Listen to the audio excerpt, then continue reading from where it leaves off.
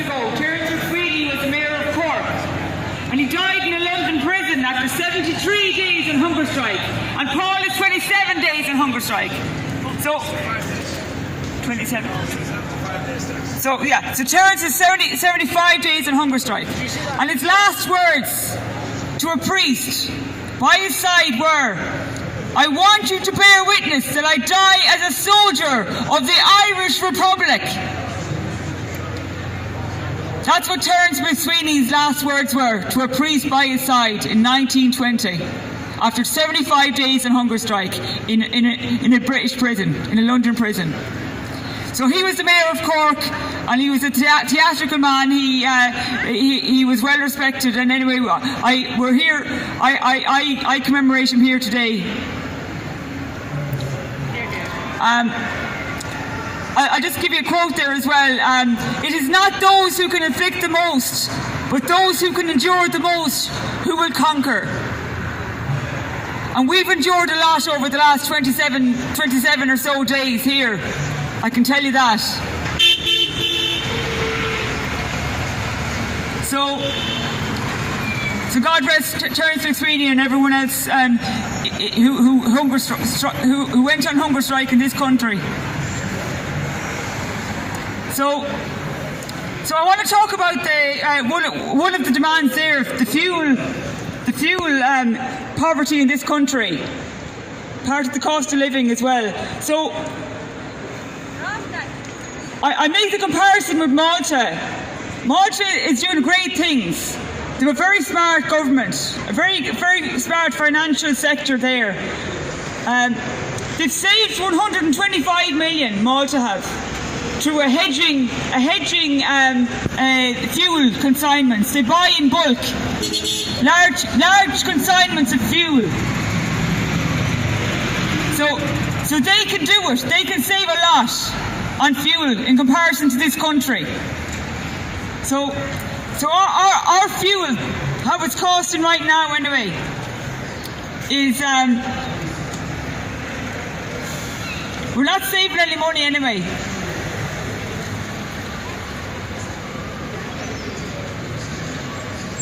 Sorry, just a moment. Yeah, we're not saving any money in this country regards to fuel. We want to, as part of our demands, we want to reduce the fuel price to €1 per litre. €1 per litre. That'd be nice, wouldn't it? So the entire economy is run on fuel. Farmers, truck drivers, and all machinery run on fuel, right? In Ireland, the cost of diesel in March 2020 was €1.10 per litre. Malta is in the EU, just the same as Ireland. When our government tell us that they cannot lower the fuel price per litre, they lie. Our government lie about that. If Malta can do it, we can do it. Malta is €1.34 per litre, and Ireland is €2 per litre. So Malta is, they buy in bulk. They have a hedge fund, a hedging sort of organised agreement with fuel companies. They're very smart, and we have to be smarter. The Irish government have to be smarter regards fuel in this country, because farmers can't afford it, truckers can't afford it. Where is the food going to come out of when the truckers can't remain on the road, you know? So we invite the truckers and the farmers to come join us here and rally behind one of the 7 demands here. So farmers, park your trucks up, bring your sleeping bags, bring your tents, and we'll welcome you on board here, that's for sure. We feel your pain, and the pain is in the pocket. So I hear during the week there that this mansion's going to be opened up in Mayo. One Georgian mansion, I believe it was bought by Nama. So that's going to be incredibly lucky for 35 refugees, Ukrainians anyway. 35 to avail of that beautiful, beautiful mansion, historic location, beautiful grounds. Amazing, amazing stuff altogether.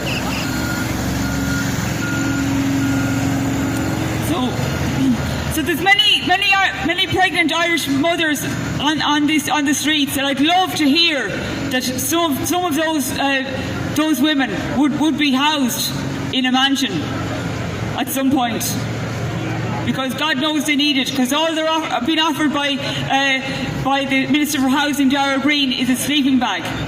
That is all, a sleeping bag. And I've met some of the women as well. And things haven't changed in the last 7 years. The same. You can research it there. Plenty of mothers there being offered a sleeping bag, being thrown to the wolves by the Minister for Housing, Darrell Green, and the others that don't plan out compassionately services to allow mothers to remain safe in that position that they find themselves in, challenged by their circumstances, traumatic circumstances, domestic abuse, etc., etc. And where is the care of the unborn child and all of that?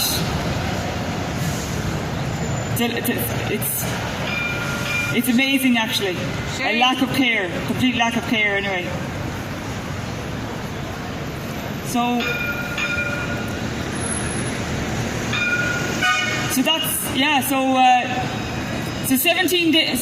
So 16 days in hunger strike, and no ministers have come down to us here, which is so disappointing, heartbreaking. Actually, I'm heartbroken for the people that we're out here for. And the list of 7 demands covers all of the people here in Ireland. Do not take it serious to come down to a man 27 days on his hunger strike. Paul Lennon there. I mean, I'm not feeling sorry for myself for 16 days, but it's incredible. It's incredible what's happening. We had an appointment there for 2 o'clock with a minister, and well, she didn't turn up anyway. She's a busy lady, obviously, but twice actually. Sorry, I correct myself, twice. We gave her a chance anyway, like you'd want to do in life, give people a chance, but she's not going to get another chance with us anyway, because she's got little respect for the people of Ireland here, little respect for hunger strikers, even though she's got some history with a hunger striker in this country, Bobby Sands. Things have changed with her, it seems, because if Bobby Sands was still alive, maybe she'd be running down the road to him. But for us, Paul Lennon and myself, Linda Rogers, she's not running down the road to us anyway. Not running down the road to the Irish Republican people, for sure. Last place these people want to be. Right. So that's so yes. So we want to abolish our sixth demand there is to abolish all of the water charges, because businesses here are being crippled by water charges. I heard of a barber shop there recently. They got a previous bill for about €650, a barber shop here in Dublin, and they nearly fainted when they opened up the recent bill. It was over, what was it? It was about 3,000 or 4,000 of a bill in a barber shop. You'd want to be cutting a lot of hair to make that cut. Lots of businesses folding, lots of small businesses folding. It's just, it's heartbreaking for those people, that have made their lives, raising their families, bringing up children, and trying to meet their bills from day to day, And during the last 2 years, the crippling, closures and that, and the large multinational businesses, big businesses allowed to stay open, which are now, one couldn't say but didn't see it coming anyway. Yeah. So we want to reduce the electricity unit price to 0.10 cent per kilowatt. So the entire economy is running on electricity. Electricity prices increased 260% on average since last year. Standing charges increased by more than €300 a year. Farm businesses facing energy bills increased by 400%. And businesses' electricity bill increases by 400%. So this deadly electricity prices bring the whole country of Ireland to its knees and put our people in huge poverty. They destroy many people's businesses, destroy families, it affects every single person.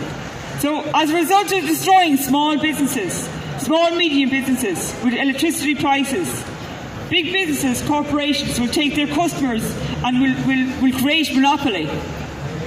So Electric Ireland with a profit of 679 million. Bord Gosh, profit rise by 74% to 17 million. That's 17 million Bord Gosh made profit-wise. So when our people struggle to pay their bills each month, I mean, what's it going to cost us, really? We have to all come together, unite here, and rebel against the tyranny of the oppressive, calculated mismanagement and forcing people out of their businesses, forcing people up against the wall that are just they just can't do it anymore. People are stressed out. They're exhausted. This governance of Ireland has exhausted us. It's exhausted me and many more like us.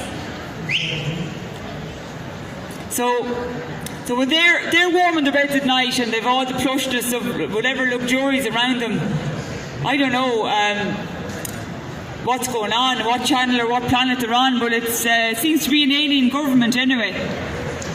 Alien to our own people, alien to the farmers, the truckers, the people cutting turf in this country. So I wrote a letter to. I served 3 ministers over a week ago now, and none of them have approached us or even replied via email, or well, not via email. I said my address is right here in this tent. On this GPO, on this traffic island. So no, unless they're I don't know, backward or something. I'm very easily found anyway. Very easily found we are. So I quoted part of the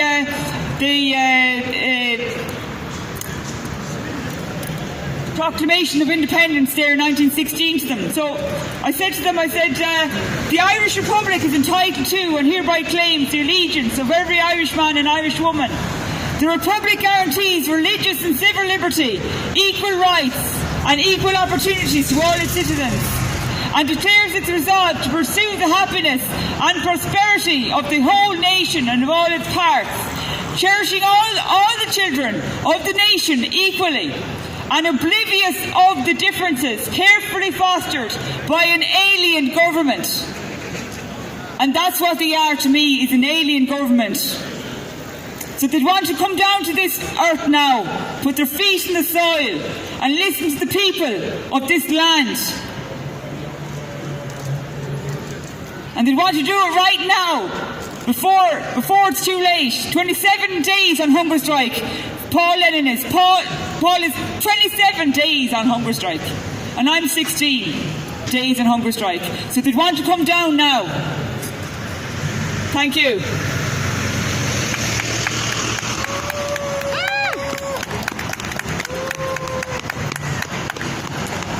Thank you. Well done.